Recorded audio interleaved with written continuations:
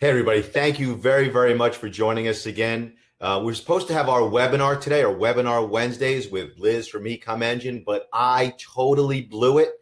And she's actually going to be on a webinar Wednesday 1 week from today. So not today, but 1 week from today, Liz from Ecom Engine. And we're going to be talking about growing and protecting your online reputation, which is absolutely vital. We all live and die by our reviews right now. So for one thing, please join us next Wednesday with Liz from Ecom Engine. And number two, if you like the information that we provide to you, if you like the thousands of articles that are on our website and our blog and the videos, give me reviews also. Post a great review on Facebook, on Web Retailer, on Google, wherever you can do it easily. Please leave us good 5-star reviews. Reviews are absolutely everything. So since we don't have a webinar for you, since I blew the schedule with Liz, I'm going to do another breaking news because there's a lot of things that sellers need to be aware of in order to keep growing your business, protecting your business, keeping your ASINs, and also private label sellers. We're going to be talking about how we can help you protect your rights and how you can help yourself protect your rights. Okay, first thing on the breaking news are hijackers.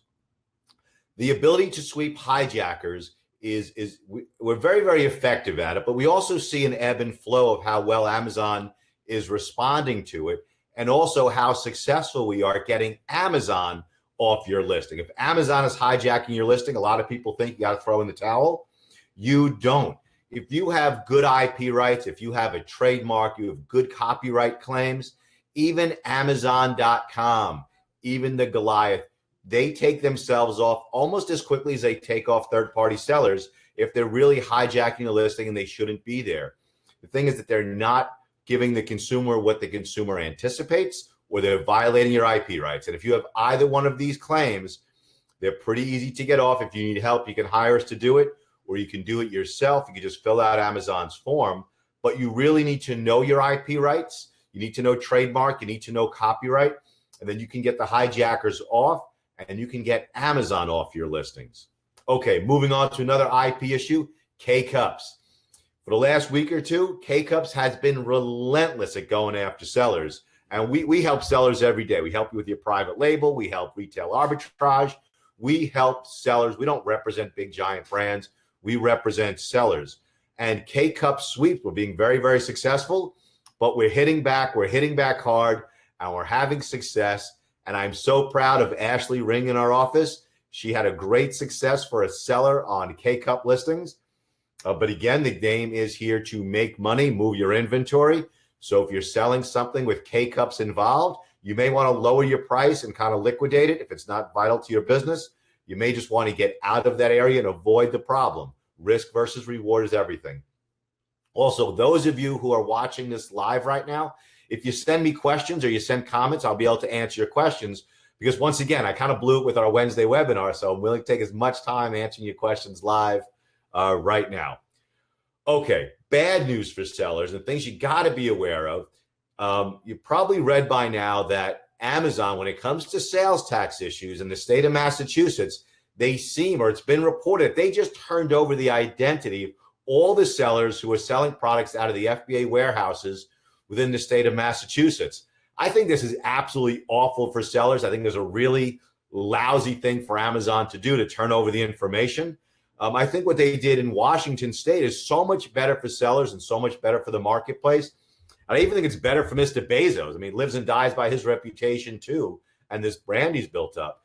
In the state of Washington, they're collecting sales tax, and it keeps the playing field level for all sellers. In Massachusetts, they've just kind of dumped all your information with the state, and they're going to be able to come after you. So we're in the process of retaining a tax lawyer. So we'll be able to help you. We don't really know what's going to stick, where things are going to land right now. It really is news, but you got to know about it. And the problem that sellers are facing all over the world is that if you collect sales tax and nobody else does, you're not going to make any sales because the other guy is going to be cheaper than you. If you don't collect sales tax, then you might be on the hook. And we don't know how it's going to pan out now in the other 48 states or the other 47 states where there's FBA warehouses. So the news is ever changing. It's developing. Watch our blog. We have an article coming out on it. But again, I think Amazon was really great by taking the sales tax of the state of Washington. I think what they're doing in Massachusetts is absolutely awful, but that's the news. Okay, RA sellers, retail arbitrage sellers who are still buying from outlets and then selling, you got to be really, really careful. It's actually the same products. It's not the lower quality brand, the lower level of that brand selling through their outlets, and now you're putting it online as like the real deal. Their invoices really are not that great. We're going to talk about invoices a bit in a few moments, but we have been successful getting retail arbitrage sellers who are buying stuff at outlets and then putting it online. We're getting you back on, but I don't think it's the wave of the future. I think that if you're doing it to sort of learn the platform, it's great. If you're doing it, you've been making a living doing it or more, I think it's great, but you got to start pivoting into something else. Get distribution agreements, develop your own private label, but it's definitely something that's a bit passé. It's the past. And Wayne Gretzky said he was a fantastic hockey player, the best hockey player to ever live, because he knew where the puck was going. Not where it's been, not where it is, but where it's going. And retail arbitrage is not where online platforms are going. Okay, I want to talk to you about inauthentic suspensions and invoices. Okay, we're seeing a consistent growth in the rejection of pro forma invoices, rejection of Excel spreadsheets, rejection of Google Sheets. If you have invoices, before you send an invoice into Amazon and inauthentic, please call us, okay? You don't have to retain us to talk to one of us about what you're going to do. We're happy to pay it forward, happy to help sellers all over the world. We know more about what Amazon is looking for on your invoices than anybody else, because I personally cross-examine witnesses from Amazon during arbitrations. So we know what to look for. I can't publicize it because it's all confidential information, but do not submit pro forma invoices. Do not submit spreadsheets, whether they're Google or Excel. You got to do something better than that. Okay. I also want to announce we have a new member of our team. He is a fantastic law student. He's going to be joining us as an associate first over the summer, then joining our team.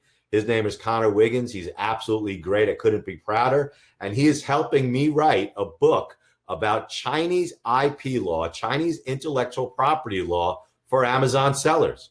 Why? Why do you guys need to know anything about Chinese IP law?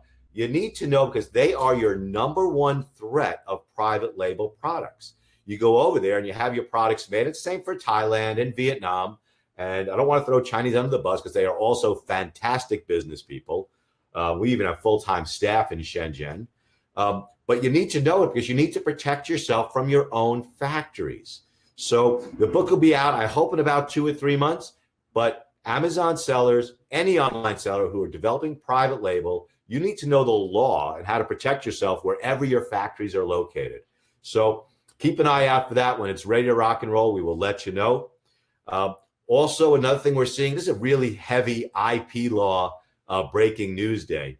Something that we're seeing a lot is copyright law applied to products, right? Copyright is almost always images or verbiage, but now it's being applied to products with a unique look and a unique feel, unique shape, or like a picture on a t-shirt. So you got to be aware of it so you know what's going on. So it gives you a chance to defend yourself and also a chance to protect your products. Also, I'm really psyched to announce that when it comes to private label sellers, we are expanding into eBay.